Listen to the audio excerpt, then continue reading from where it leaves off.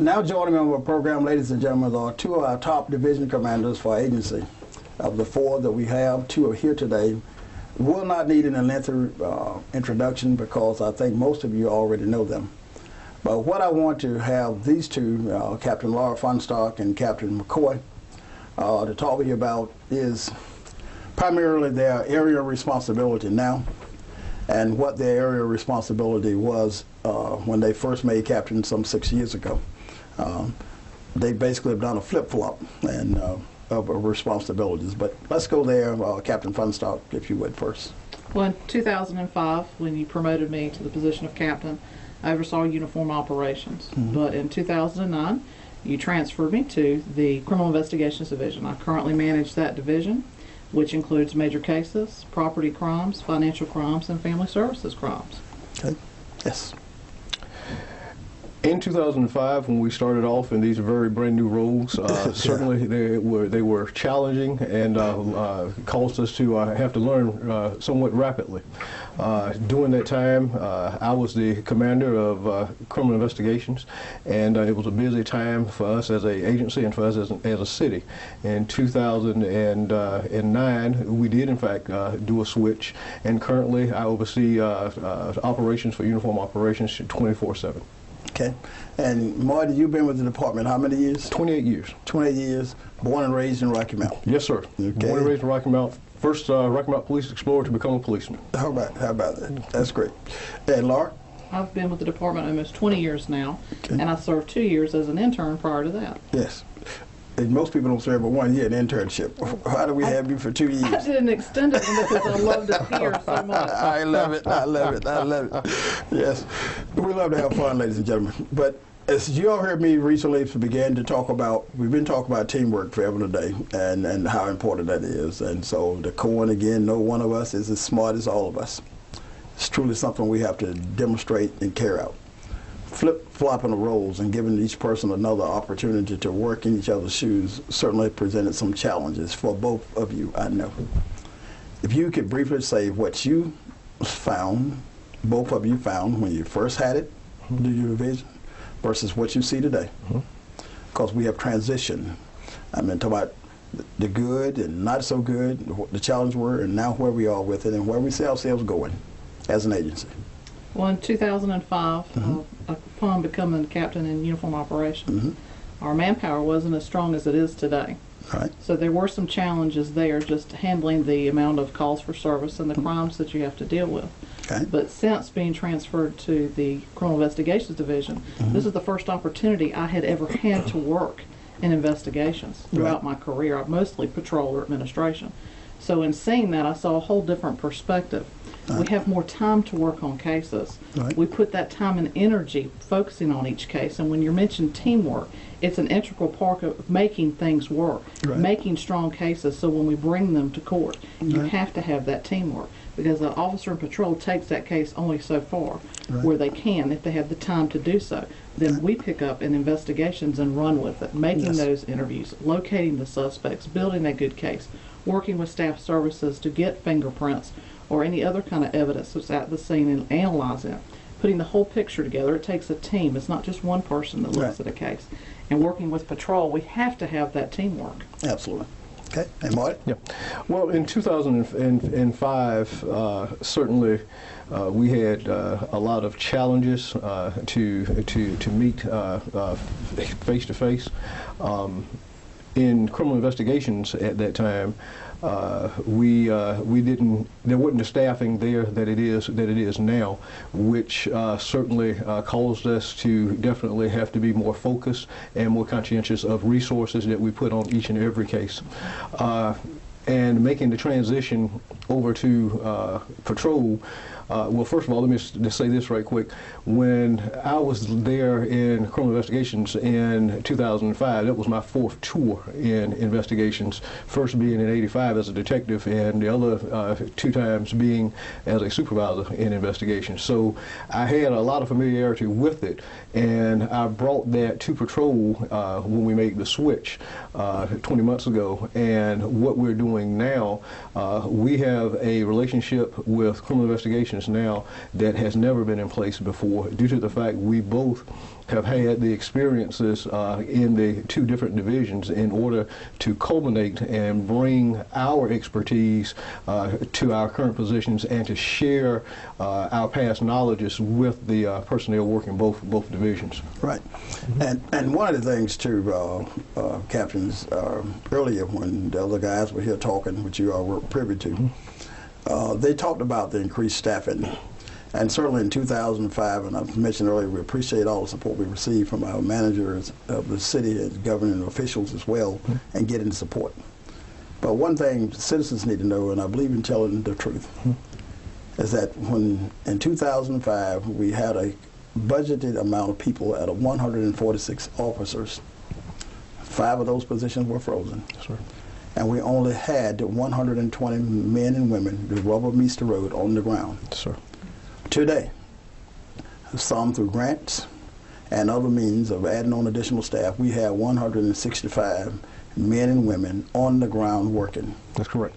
That makes a tremendous difference. And not one of them is more than what we need. You're exactly right.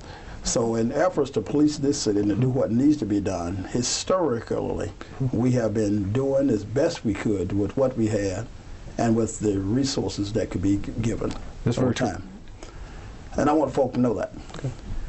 Competent staff, competent level of people throughout the organization, very competent, want to do the job. Just got to have the resources to do it. That's true. Okay. So just having said that, from your perspective now, well, we're in this district in concept, we're in this community model, as I call it. Laura, do you for staffing of your division today versus just 2 years ago, 09? Staffing your division just 2 years ago. What is it like? More, less? It's a huge impact on our daily operations. When you have 5 more detectives, you have an extra supervisor within the division. We now can focus more attention on our property crimes. We have a detective assigned to each of those districts that can look at those cases, draw conclusions, find information. They have the resources. We have personnel that have been on the street engagement team that have experience from patrol, because with the new promotions, we have a diverse staff at all levels within the division. So when you go from basically having 10 to 12 up to 18 that can respond effectively through all hours of the day and night. Right. We have a second shift now that we didn't have previously because we couldn't have the manpower to do so, but we have it now.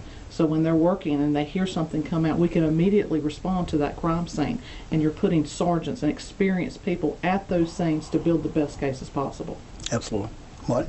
And certainly, when you talk about staffing and where we've come from a mighty long ways.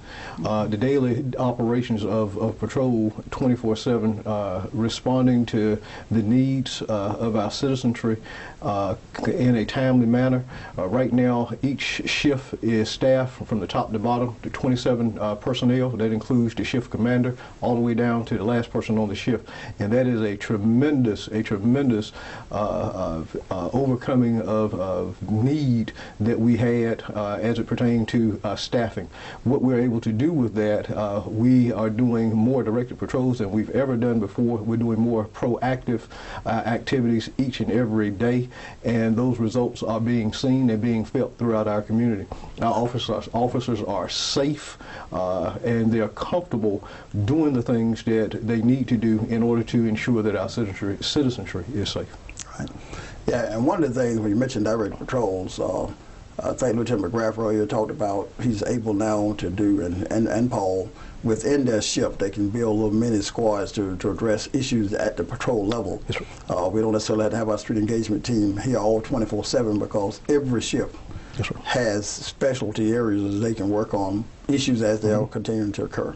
And it was talking about the morale level and how, again, people enjoying what they do because they truly want to do good work. That's right. And I think that's so important. So, and having said that, Marty, we know we're steadily transitioning, and Laura, we're steady transitioning. We have a goal that we want to communicate this public. What is our goal for violent crime in 2011? And what is our overall goal for Part 1 offenses, those offenses that Bill Matthews talked about earlier? What is it for this year? It's the 20% for the violent crime. Yes. And the 15% overall Part 1 crimes. Okay. And we certainly believe that's achievable. Is that correct? Yes, we do. All right. But it's going to take at least 3 entities working together. And those 3 entities I've talked about is what? What we got to have? We have to have outstanding community support. Absolutely. Okay. We have to have outstanding, our hands directly highly trained, competent personnel. Okay.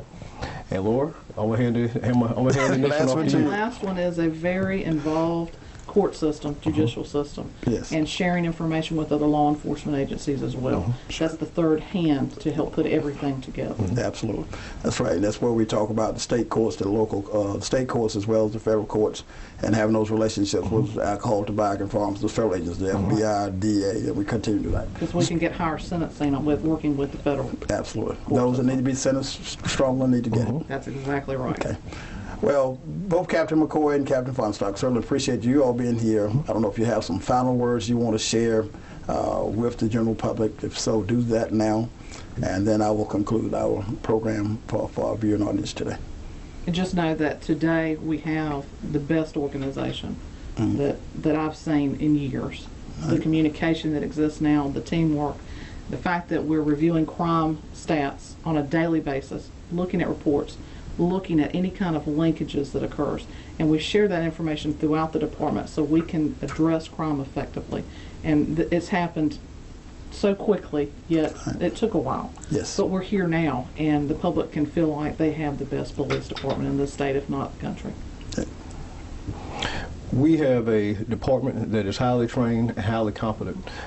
We have officers that truly enjoy and embrace what they're doing each and every day they come to work. They are self-motivated. We have officers that truly care about this community. And we have our citizenry that reaches out and embraces us in ways that has never been experienced before. We are directly linked to the community. The community feels comfortable coming to us and sharing with us, and we have sought after that for many, many years, and we will continue to seek after that. We want the community to know that this is in fact your police department.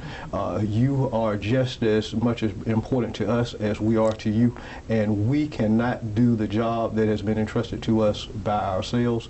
We need your help and cooperation each and every day. Okay. All right, again, I certainly appreciate Captain Fahnestock, Captain McCoy for coming in today and sharing information with our community. And to our viewing audience, in closing, I started out, I was saying that no one of us is as smart as all of us. And certainly I hope that you feel that you are part of your city, a part of this police department, and that you now can see a true picture of what this organization is trying to accomplish through the men and women that work here and work for you. We want to have a safe community. We need your support.